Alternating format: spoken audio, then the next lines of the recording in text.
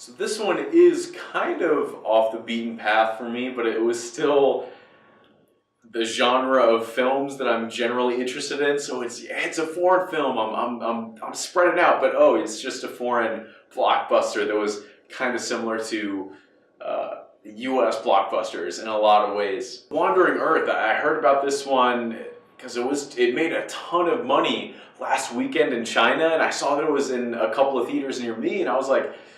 And once I read what the film was about, I got to go see this.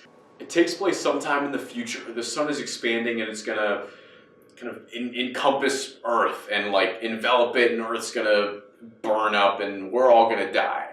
So all of humanity comes together to solve this global crisis. And our only hope is to build 10,000 ginormous engines across the surface of the Earth to propel it out of its orbit and into another solar system. And this journey is going to take something like 2,500 years. And they've set up this space station with all the best like astronauts and engineers and everything that's going to fly parallel to the Earth so they can try and make sure everything goes okay. And of course, not everything goes okay, and they're like, I think they're like 18 years into this journey or whatever. And of course, since the Earth's going to get cold as it gets farther away from the sun, they built these like underground cities underneath all the engines so that all the people can stay out there when the Earth freezes over.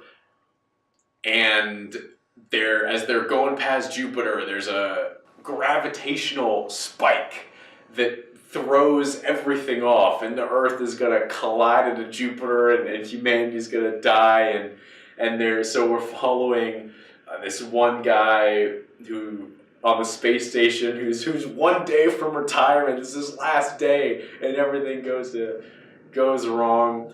And his two kids who are still back on Earth, who haven't seen him in forever, and they're both working together to try and prevent the Earth from crashing into Jupiter. And it's a wacky premise, and that's why I had to see it. It was fun.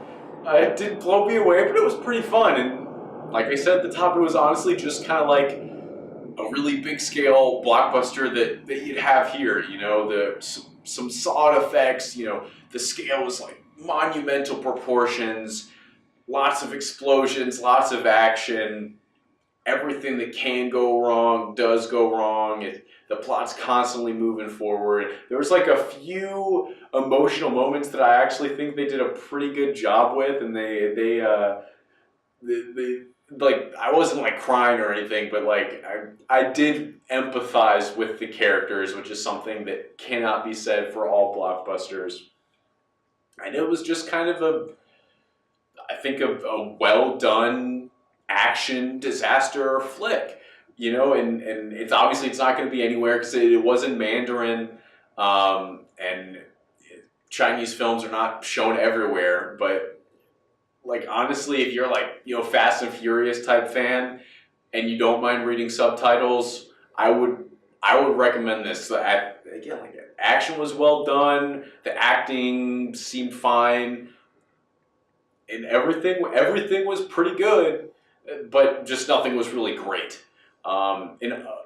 Honestly, like the only like big negative for this was the subtitles. Not because I don't really have a problem with reading subtitles, but it's just the translation was not great. And obviously, I don't speak any language other than English. I'm sure that translating Mandarin into English is really, really hard. But it was just, there was enough mistakes that I just found myself like second guessing any line that didn't quite make sense, or really every line. I was like, is that really what they said?